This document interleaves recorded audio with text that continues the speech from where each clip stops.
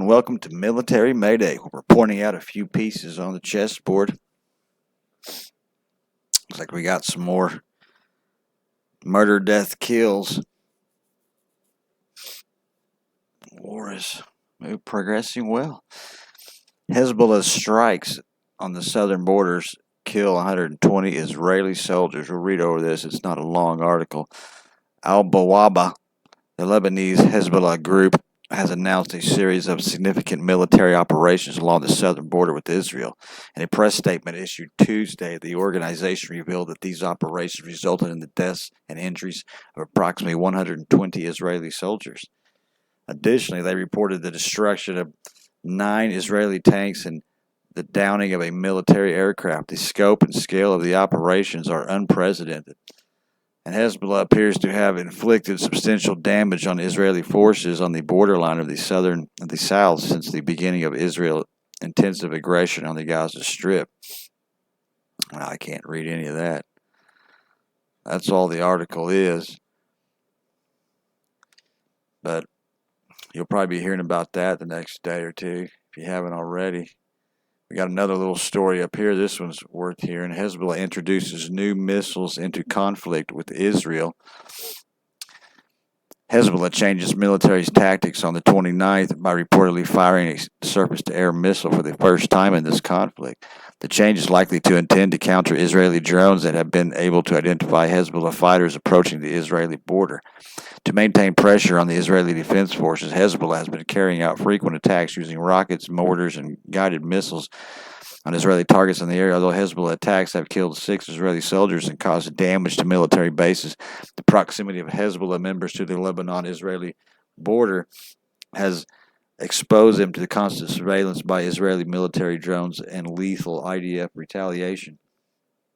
The expert analysis says that the Biden administration has rushed additional U.S. forces to the Middle East to deter aggression by Hezbollah on Israel's northern border and make Tehran's other terror puppets think twice about attacking U.S. forces in Iraq and Syria. Unfortunately, Tehran's proxies seem too busy attacking Israel and targeting American troops to notice all the additional U.S. forces in the region.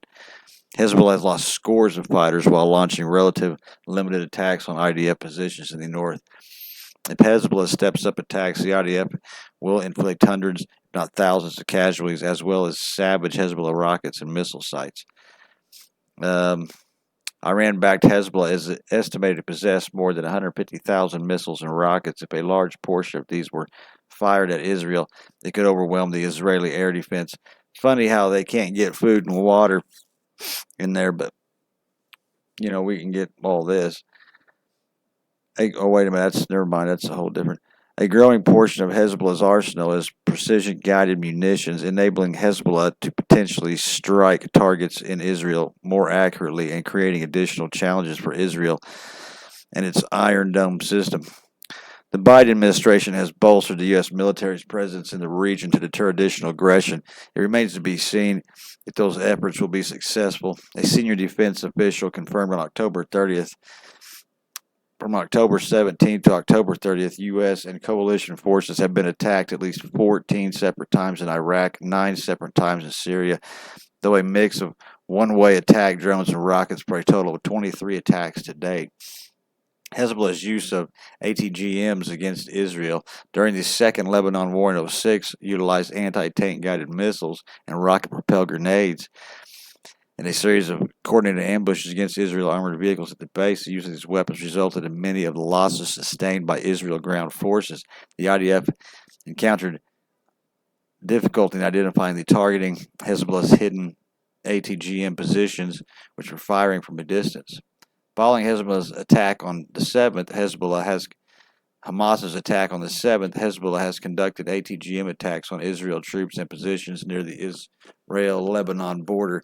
On October 20th, Hezbollah attack killed an Israel-American dual citizen. In response, Israel has launched airstrikes aimed at Hezbollah targets in anticipation of further escalation of Hezbollah. Israeli authorities have ordered civilians, residents in towns and the border to evacuate. Yeah, they sure did, didn't they? Let's see what else we got here today. Yeah. Said it's a slow cook. If you enjoy this content, smash that like button and subscribe.